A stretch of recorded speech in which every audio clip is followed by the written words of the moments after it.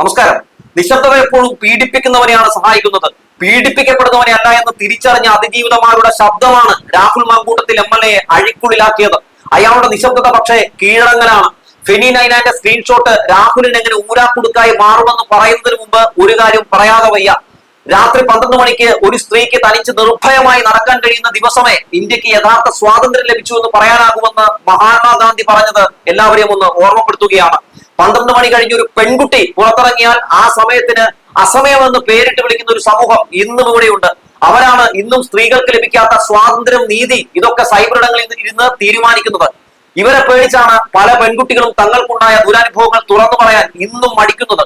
എന്തുകൊണ്ട് അപ്പോൾ പറഞ്ഞില്ല, എന്തുകൊണ്ട് ഇപ്പോൾ പറഞ്ഞു തുടങ്ങിയ ചോദ്യങ്ങളാണ് ഓരോ അതിജീവിതമാരെയും ഇത്തരം കേസുകളിൽ പിന്നോട്ട് വലിക്കുന്നത്. പക്ഷേ ഇത്തരം വേട്ടക്കാർക്ക് നടുവിലും ഇവരെയൊക്കെ ചേർത്ത് പിടിക്കാൻ ഇങ്ങനെ ചില കൈകളുണ്ട് എന്ന് ഓർമ്മപ്പെടുത്തിക്കൊണ്ട് വാർത്തയിലേക്ക്. അവസാനം രാഹുൽ മാങ്കൂട്ടത്തിനെ കുടുക്കി KSU നേതാവും ഉറ്റ ചങ്ങാതിയുമായ ഫെനി നൈനാന്റെ ഒരു ഫേസ്ബുക്ക് പോസ്റ്റും സ്ക്രീൻഷോട്ടും.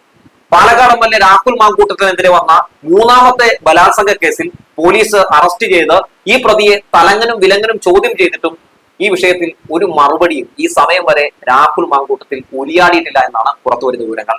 അങ്ങനെ ഒരക്ഷരം പറയാതെ ഒരു സൈക്കോപാത്ത് ചിരിയൊക്കെ തൂക്കി ചോദ്യങ്ങളിൽ നിന്നും ഒളിച്ചോടി രക്ഷപ്പെടാൻ ശ്രമിക്കുന്നതിനിടയിലാണ് എല്ലാവരെയും ഞെട്ടിച്ച് ഈ ഫെനി നൈനാൻ എന്ന് പറയുന്ന ചങ്ക് ഫേസ്ബുക്കിലിട്ട ഒരു പോസ്റ്റും സ്ക്രീൻഷോട്ടും വലിയ രീതിയിൽ ചർച്ചയായത്. രാഹുലും പരാതിക്കാരിയും തമ്മിൽ ബന്ധമില്ലെന്നും താനും ഈ കേസിൽ നിരപരാധിയാണെന്നും എല്ലാം മാധ്യമ സൃഷ്ടിയാണെന്നും ഒക്കെ വരുത്തി തീർക്കാൻ ചെയ്ത പണിയാകാനാണ് സാധ്യത. പക്ഷെ എന്തായാലും ഇത് തിരിച്ചടിയായിട്ടുണ്ട്, തിരിച്ചടിച്ചിട്ടുണ്ട്. പുറത്തു വന്നത് അതിജീവിതയുമായുള്ള ഫെനിയുടെ ഒറിജിനൽ ചാറ്റ് ആണെങ്കിൽ അത് രാഹുലിന് അതിജീവിതയുമായി നല്ല ബന്ധമുണ്ടെന്ന് തെളിയിക്കാൻ SITക്ക് ഉപകാരപ്രദമാകുന്ന സ്ക്രീൻഷോട്ടാണ്. മറിച്ചാണെങ്കിൽ രാഹുലിനെ രക്ഷപ്പെടുത്താനും വെള്ളപൂശാനും അതിജീവിതയെ ബോധപൂർവം സൈബർ ആക്രമണങ്ങൾക്ക് എറിഞ്ഞു കൊടുക്കാനും ഒക്കെയുള്ള ഒരു PR തന്ത്രമാണ്. പോസ്റ്റിലെ പ്രസക്ത ഭാഗങ്ങളും സ്ക്രീൻഷോട്ടിലെ ചാറ്റിങ്ങും ആദ്യം നമുക്കൊന്ന് നോക്കാം. അതിജീവിതയുടെ ചാറ്റ് പുറത്തുവിട്ട് ഫെനി നൈനാൻ, ഇതാണ് വലതുപക്ഷ മാധ്യമങ്ങളുടെ ഒക്കെ ഹെഡ്ലൈൻ കേട്ടോ. നമ്മളത് പെട്ടെന്ന് കാണുമ്പോൾ രാഹുൽ മാങ്കൂട്ടം നിരപരാധിയാണെന്നും ഇതാ തെളിവ് പുറത്തു വന്നു എന്നും ഒക്കെ തോന്നിപ്പിക്കുന്ന രീതിയിലാണ് പല വലതുപക്ഷ മാധ്യമങ്ങളുടെയൊക്കെ തലക്കെട്ടിന്റെ സ്വഭാവം. എന്നാൽ പുറത്തു വന്ന ചാറ്റിന് മുമ്പ് ഫെനി ഇന്നലെ രാത്രി, അതായത് 14-ാം തീയതി ഒരു പോസ്റ്റ് ഇട്ടിട്ടുണ്ട്. ആദ്യം അതിലെ ചില പ്രസക്ത ഭാഗങ്ങൾ നമുക്കൊന്ന് വായിക്കാം. ശേഷം ഫെനിയുടെ പോസ്റ്റ് രാഹുലിന് എങ്ങനെ കുരുക്കാകുമെന്ന് വിശദീകരിക്കാം. പാലക്കാട് MLA രാഹുൽ മാങ്കൂട്ടത്തിനെതിരെ 3ാമത് ഒരു പരാതി വന്ന് അദ്ദേഹത്തെ അറസ്റ്റ് ചെയ്ത് റിമാൻഡിലാക്കിയിട്ട് ദിവസങ്ങളായി. പരാതിക്കാരിയായ സ്ത്രീയെ, അതായത് അതിജീവിതയെ പറ്റി ഒരു വിവരങ്ങളും സ്വാഭാവികമായും ആർക്കും അറിയാൻ കഴിയില്ലല്ലോ. എനിക്കും അതിനെപ്പറ്റി അറിയില്ല. നോക്കൂ എന്താണ് പറഞ്ഞിട്ടുള്ളതെന്ന്. പരാതിക്കാരിയായ സ്ത്രീ, അതായത് അതിജീവിതയെ പറ്റി ഒരു വിവരങ്ങളും സ്വാഭാവികമായും ആർക്കും അറിയാൻ കഴിയില്ലല്ലോ, എന്നിട്ടും അതിനെപ്പറ്റി അറിയില്ല എന്നെഴുതിയ ആളാണ് ഇന്ന് അതിജീവിതയുടേതെന്ന് വരുത്തി തീർക്കുന്ന രീതിയിലുള്ള പോസ്റ്റ് ഇട്ടത്. അതായത് യെസ് ഓർ നോ എന്ന് ചോദിച്ചാൽ സ്നോ എന്ന് ഉത്തരം പറയുന്ന പോലൊരു പോസ്റ്റ്. ഇന്നലെ ഈ പോസ്റ്റ് വാർത്തയാക്കാത്ത മാധ്യമങ്ങൾ എന്തേ 2ാമത്തെ പോസ്റ്റ് മാത്രം വളരെ പ്രാധാന്യത്തോടെ വാർത്തയാക്കി? ഇനി അതും പോട്ടെ, ഇപ്പോൾ കൊടുത്ത വാർത്തയിൽ ഞാൻ പറഞ്ഞ പോലെ 14-ന് കൊടുത്ത വാർത്ത എന്തേ മാധ്യമങ്ങൾ മനഃപൂർവ്വം വിഴുങ്ങി മുക്കി? ഒരൊറ്റ കാരണം, പ്രതി കോൺഗ്രസ്സുകാരനാണ്, പ്രതിപക്ഷ MLA ആണ്, വലതുപക്ഷ മാപ്രകളുടെ കനകോലുമാരുടെ പ്രിയപ്പെട്ടവനാണ്, രാഹുൽ മാങ്കൂട്ടത്തിലാണ്. ആ ഒരൊറ്റ കാരണം കൊണ്ടാണ് ഈ തെരഞ്ഞെടുപ്പിൽ UDFനെ അധികാരത്തിലെത്തിക്കാനുള്ള ഓട്ടത്തിലാണ് നമ്മുടെ മാപ്രകൾ. അതിനിടയിൽ ഗോവിന്ദച്ചാമി കോൺഗ്രസ്സുകാരനാണെങ്കിൽ പോലും അവനെ വരെ വെള്ളപൂശും ഈ കുഴലൂത്തുകാർ. ഇവിടെ അതിജീവിതയുടെ കേസിൽ വിധി പറയും മുമ്പ് മാപ്രകൾ അയാൾ അത് ചെയ്തിട്ടില്ലെന്ന് വിധി കൽപ്പിക്കാനുള്ള തിടുക്കത്തിലാണ്. ഇതിനു മുമ്പ് വന്ന കേസുകളിൽ പോലും രാഹുൽ മാങ്കൂട്ടത്തിൽ അത് ചെയ്തിട്ടില്ല, ആ ശബ്ദരേഖ എന്റെയല്ല, വ്യാജമാണ് എന്ന് പറഞ്ഞ് നമ്മൾ കേട്ടിട്ടുണ്ടോ? ഇല്ലേ ഇല്ല. ഒരു മാധ്യമങ്ങളുടെ മുമ്പിൽ ഒന്നും അയാൾക്ക് പറഞ്ഞിട്ടില്ല.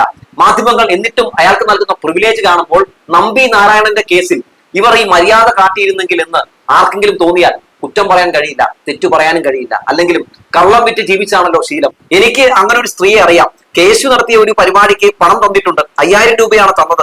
അവർ പണം തന്ന ദിവസം തന്നെ അവരുടെ പേരുൾപ്പെടുത്തി അവർ എഴുതിയ 50 കൂപ്പണുകളുടെ എണ്ണവും കാണിച്ചുകൊണ്ട് സോഷ്യൽ മീഡിയ പ്ലാറ്റ്ഫോമായ ഇൻസ്റ്റാഗ്രാമിൽ സ്റ്റോറി ആക്കിയിട്ടുള്ളതുമാണ്. എന്നാൽ അവരെ രാഹുൽ മാങ്കൂട്ടത്തിൽ ബലാത്സംഗം ചെയ്തുവെന്ന വിവരം എനിക്ക് അതിശയമായി തോന്നി. ഞങ്ങൾക്ക് ആർക്കും അതിശയമായിട്ട് തോന്നുന്നില്ല. കാരണം അത്തരത്തിലുള്ള പല വിവരങ്ങളും പല വെളിപ്പെടുത്തലുകളും ഒക്കെയാണ് വന്നുകൊണ്ടിരിക്കുന്നത്. കാരണം ഈ അതിജീവിത എന്നോട് 2025 നവംബർ വരെ സംസാരിച്ചു കൊണ്ടിരുന്ന വ്യക്തിയാണ് എന്നൊക്കെ പറയുന്നുണ്ട്. ഒരു ട്രാൻസ്ജെൻഡർ വുമണിനെ റേപ്പ് ചെയ്യാൻ താല്പര്യമുണ്ടെന്ന് പറഞ്ഞ രാഹുൽ മാങ്കൂട്ടത്തിൽ ഇതല്ല ഇതിനപ്പുറവും ചെയ്തില്ലെങ്കിലേ അതിശയമുള്ളൂ. എന്തായാലും രാഹുലിന്റെ വക്കീലിന് തെളിവ് ഞാൻ കൊടുത്തിട്ടുണ്ട്.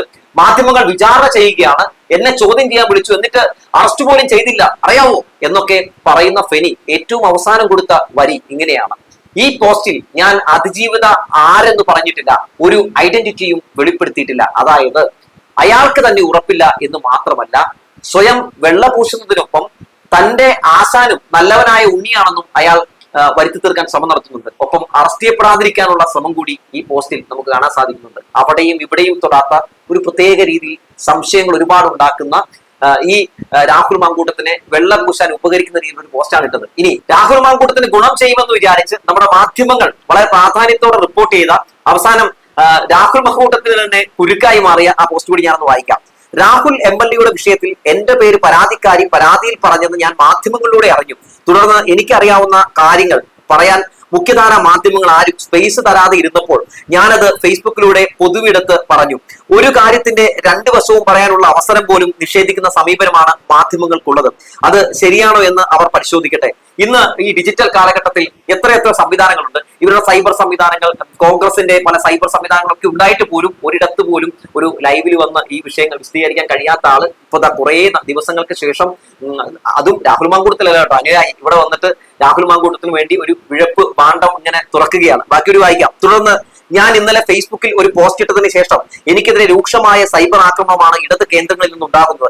എന്നെയും എന്റെ കുടുംബത്തെയും വരെ ആക്രമിക്കുന്നു. അപ്പോൾ കാര്യങ്ങൾ ഒന്നുകൂടി വിശദമാക്കാം എന്ന് കരുതുന്നു എന്നാണ് പറയുന്നത്. അതായത് സ്വയം ഇങ്ങനെ വെളുപ്പിക്കുന്നുണ്ട്, മാത്രമല്ല ഇരവാദവും ഒഴുക്കുകയാണ് ഫെനി. എന്നോട് സംസാരിച്ചിരുന്നതിന്റെ അവസാന കാലത്ത്, അതായത് 2 മാസം മുമ്പ് രാഹുൽ MLA കാണാൻ പരാതിക്കാരി പലവട്ടം എന്നോട് അവസരം ചോദിച്ചു.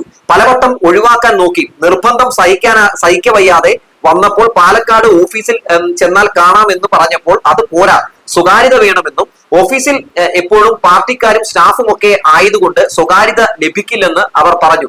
രാഹുൽ MLA ഫ്ളാറ്റിൽ കാണാം എന്നും 3-4 മണിക്കൂറെങ്കിലും സമയം വേണമെന്നും പരാതിക്കാരി എന്നോട് പറഞ്ഞു. ഫ്ളാറ്റിൽ രാത്രിയാണെങ്കിലും കണ്ടാൽ മതിയെന്ന് അവർ പറഞ്ഞു. ഫ്ളാറ്റിൽ അസൗകര്യം ആണെന്ന് പറഞ്ഞപ്പോൾ എങ്കിൽ ഒരു ഡ്രൈവ് പോകണമെന്നും MLA ബോർഡ് വെച്ച വണ്ടി വേണ്ട, അവർ വരുന്ന വണ്ടി മതി എന്നും അവർ എന്നോട് പറഞ്ഞു. ഇതിലൊക്കെ അവർ തമ്മിലുള്ള സൗഹൃദവും അവിടുത്തെ എല്ലാ കാര്യങ്ങളും ഈ അതിജീവിതയ്ക്ക് അറിയാമായിരുന്നു എന്ന കാര്യങ്ങളൊക്കെ ഇതിൽ നിന്ന് വ്യക്തമാണ്. അതിജീവിത എന്ന് പറയുന്ന ആ പരാതിക്കാരിയായിട്ടുള്ള പെൺകുട്ടിയെ രാഹുൽ മാങ്കൂട്ടത്തിന് അറിയാമെന്നും ഫെനി നൈനാൻ അറിയാമെന്നും ഒക്കെ ഫെനി ഇവിടെ സമ്മതിക്കുകയാണ്. സത്യത്തിൽ ഒരു രീതിയിൽ ഈ പോസ്റ്റിൽ നിന്ന് നമുക്ക് കാണാൻ സാധിക്കുന്നത്. 2024 ഏപ്രിൽ ബലാത്സംഗം ചെയ്തുവെന്ന് അവർ പറയുന്ന ആളിനെ 2025 ഒക്ടോബറിൽ I prefer his flat, safe place, night ആയാലും കുഴപ്പമില്ല എന്ന് അവർ പറഞ്ഞതിന്റെ തെളിവുകൾ എന്റെ കയ്യിലുണ്ട്.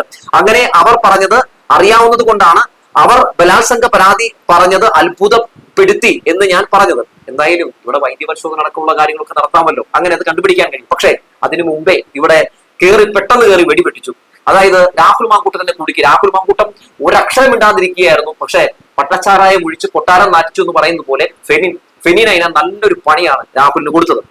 മാത്രവുമല്ല, ഒരു പെൺകുട്ടി ഇങ്ങനെ ഒരു ദുരനുഭവം ഉണ്ടായ ശേഷം അവൾക്ക് ഈ MLA കാണാനും സംസാരിക്കാനും ചില കാര്യങ്ങളൊക്കെ പറയാനും അവർക്ക് എന്താ അവകാശമില്ലേ? സ്വാഭാവികമായും അങ്ങനെ ഒരു അവകാശം നിഷേധിക്കപ്പെട്ടപ്പോഴായിരിക്കാമല്ലോ ഇത്തരത്തിലൊരു പ്രതികരണം രേഖപ്പെടുത്തിയിട്ടുണ്ടോ, അല്ലെങ്കിൽ പരാതിയുമായി രംഗത്തേക്ക് വന്നിട്ടുണ്ടാവുക, താൻ പറ്റിക്കപ്പെട്ടു എന്ന് അവർക്ക് തോന്നിയിട്ടുണ്ടാവുക. അപ്പൊ അതൊന്നും നമുക്ക് ഇപ്പോൾ ഉറപ്പിച്ചു പറയാൻ കഴിയുന്ന ഒരു അവസ്ഥയല്ല. എന്തായാലും അതൊക്കെ പോലീസ് അന്വേഷിക്കട്ടെ. 2024 3 മണിക്കൂർ ബലാത്സംഗം ചെയ്ത ആളെ 2025 ഒക്ടോബറിൽ അതേ 3 മണിക്കൂർ ഒറ്റയ്ക്ക് കാണണമെന്ന് പറയുന്നതിന്റെ ലോജിക്ക് എന്താണ്? ചതിക്കപ്പെട്ടു എന്നൊരു പക്ഷേ അപ്പോഴായിരിക്കും തോന്നിക്കാണുക.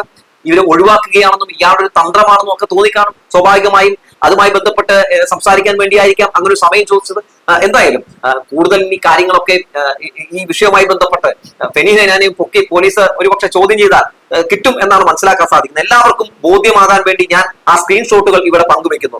സ്ക്രീൻഷോട്ടുകളിലോ എഴുത്തിലോ കേസിലെ പരാതിക്കാരി, അതായത് അതിജീവിതയുടെ പേരോ ചിത്രമോ മേൽവിലാസമോ ഐഡന്റിറ്റി വെളിപ്പെടുത്തുന്ന തരത്തിൽ മെസ്സേജോ ഒന്നും ഇല്ല എന്നൊക്കെ പുള്ളി പറയുന്നുണ്ട്. കാരണം ഇതിന്റെ പേര് തന്നെ പിടിക്കരുത് കേട്ടോ എന്നൊക്കെയാണ് പുള്ളി പറയാതെ പറഞ്ഞു വെച്ചിരിക്കുന്നത്. പക്ഷേ ഇതിലുടനീളം എന്താണ് കാണാൻ സാധിക്കുന്നത്? അതായത് ഇവർ തമ്മിൽ നല്ല ബന്ധമായിരുന്നു എന്നും ഒപ്പം അങ്ങനെയൊക്കെ സംസാരിക്കാനും ഇന്ന സ്ഥലത്ത് ഫ്ലാറ്റ് ഉണ്ടെന്നും MLA ഓഫീസിന്റെ ഒക്കെ തിരക്കുള്ള സ്ഥലങ്ങളായിരുന്നു എന്നൊക്കെ ഈ അതിജീവിതയ്ക്ക് നന്നായി അറിയാമായിരുന്നു എന്നത് മാത്രമല്ല, ഇവർ തമ്മിൽ കൂടുതൽ ബന്ധം നന്നായി തന്നെ വ്യക്തമാക്കാൻ സാധിക്കുന്നുണ്ട്. ഒപ്പം സ്ക്രീൻഷോട്ടുകളും ഇവരിട്ടിരിക്കുകയാണ്. ഇതുപോലെ മണ്ടനെ ലൈഫിൽ കണ്ടിട്ടില്ല.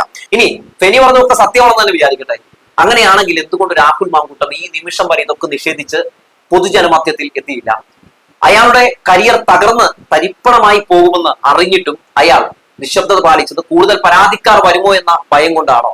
അതോ അതിജീവിതയെ പ്രകോപിപ്പിച്ചാൽ മാങ്കൂട്ടം മാത്രമല്ല, അതായത് കൂടുതൽ ആളുകൾ പെടുമെന്ന തോന്നൽ മൂലമാണോ? ആരാണ് രാഹുൽ മാങ്കൂട്ടം? നാക്കിന് എല്ലില്ലാതെ എന്ത് തെമ്മാടിത്തരവും ഒരു മനുഷ്യത്വവും ഇല്ലാതെ ന്യായീകരിച്ച് അന്തിച്ചർച്ചകളിൽ കോൺഗ്രസിന്റെ മുഖമായി മാറിയ വളർന്നു വന്നവനല്ലേ? സ്വന്തം പാർട്ടിക്കകത്തെ മുതിർന്ന നേതാക്കളെ പോലും ഏതൊക്കെ രീതിയിൽ ആക്ഷേപിച്ചിട്ടുള്ള വ്യക്തിയാണ്. ആരോപണം വന്നാൽ മാധ്യമങ്ങളിൽ പ്രസ് മീറ്റ് നടത്തി തിരിച്ചടിക്കുന്നവനല്ലേ? അങ്ങനെ ഒരാളാണ് ഈ വിഷയത്തിൽ പതുങ്ങി മാളത്തിൽ കയറി ഒളിച്ചിരിക്കുന്നത്. കുറഞ്ഞത് ജയിക്കുന്നില്ലെങ്കിലും അല്ലെങ്കിൽ മനോരമയിലെങ്കിലും വന്നിരുന്ന് രാഹുൽ മാങ്കൂട്ടത്തിന് ഈ ഒരു വിഷയവുമായി ബന്ധപ്പെട്ട് ചില കുമ്പസാരങ്ങളും ഇതൊക്കെ നിഷേധിച്ചുകൊണ്ട് സംസാരിക്കാമായിരുന്നല്ലോ. എന്തുകൊണ്ട് അയാൾ അത് ചെയ്തില്ല? ഇനി മാധ്യമങ്ങൾ തിരിഞ്ഞു നോക്കുന്നില്ല എന്ന് തന്നെ ഇരിക്കട്ടെ, റീൽസും ഫേസ്ബുക്കും സോഷ്യൽ മീഡിയയിലും ഒക്കെ വലിയ സജീവമായ, അതുപോലെ തന്നെ കോൺഗ്രസിന് വേണ്ടി സൈബർ ഇടങ്ങളിലൊക്കെ വളരെ സജീവ നേതാവായിരുന്ന ആളായിരുന്നില്ലേ ഈ രാഹുൽ മാങ്കൂട്ടം? തന്റെ കേസ് സ്വന്തം പാർട്ടിയെ തന്നെ തകർത്ത് തരിപ്പണമാക്കുന്നു. നിയമസഭയിൽ ഇത് UDF-നെ, അതായത് വരാൻ പോകുന്ന തെരഞ്ഞെടുപ്പിൽ കാര്യമായി ബാധിക്കും. ഈ ഒരൊറ്റ കേസിൽ പലയിടത്തും സീറ്റുകൾ കോൺഗ്രസ് നഷ്ടപ്പെടും എന്നൊക്കെ ഇയാൾക്ക് ഈ ഇത് കാണുമ്പോൾ മനസ്സിലാകുന്നില്ലേ? അപ്പോൾ ഒരു പൊളിറ്റിക്കൽ റിയാലിറ്റി മനസ്സിലാക്കി ഫേസ്ബുക്ക് ലൈവിലെങ്കിലും വന്ന് അയാൾക്ക് പ്രതികരിക്കാമായിരുന്നില്ലേ? അതിനെ ആരെങ്കിലും വിലക്കുമോ? അവിടെ അയാളെ ആരാണ് വിലക്കുക? എല്ലാവരും വിചാരിച്ചിരുന്നു അയാൾ നിരപരാധിയാണെങ്കിൽ ലൈവിൽ വരുമെന്ന്. അയാൾ വന്നില്ല. ഇനി അയാൾ എന്ത് പറഞ്ഞാലും ആരാണ് വിശ്വസിക്കുക? പ്രജ്വൽ രേവണ പോലും അറസ്റ്റ് ചെയ്യപ്പെട്ട ശേഷം എന്താണ് പറഞ്ഞതെന്ന് അറിയാമോ? ഞാൻ നിരപരാധിയാണെന്നാണ് പറഞ്ഞത്. തലേന്ന് രാത്രി അതിജീവിതയാണോ എന്ന് പോലും അറിയാത്ത ഫെനിയിട്ട മാധ്യമങ്ങൾ അതിജീവിതയുടെ ചാറ്റ് എന്ന് ഉറപ്പിച്ച ഫെനിയുടെ പോസ്റ്റ് പുതിയ തിരക്കഥയാണ്. സംവിധാനം ആരാണെന്ന് മാത്രം ഇനി അറിഞ്ഞാൽ മതി. ആലീസ് വാക്കർ എന്നൊരു പ്രശസ്ത എഴുത്തുകാരിയുണ്ട് കേട്ടോ. അവരുടെ വാക്കുകൾ പ്രേക്ഷകരെ ഒന്ന് ഓർമ്മപ്പെടുത്തുകയാണ്. ഏറ്റവും സാധാരണമായ രീതിയിൽ ആളുകൾ അവരുടെ അധികാരം ഉപേക്ഷിക്കുന്നത് തങ്ങൾക്ക് അധികാരമില്ലെന്ന് ചിന്തിക്കുന്നതിലൂടെയാണ് എന്നാണ് പറയുന്നത്. എന്നാൽ കുറ്റവാളികൾക്ക് ശിക്ഷ ഉറപ്പാക്കാൻ സമൂഹം ഒന്നിച്ചു നിൽക്കണം എന്നാണ് ആ നടി പറഞ്ഞത്. അത് ഞാൻ എന്തിനാണ് ഇവിടെ പറഞ്ഞതെന്ന് എല്ലാവർക്കും മനസ്സിലായി കാണും എന്ന് പറഞ്ഞു വെച്ചുകൊണ്ട് നിർത്തുകയാണ്.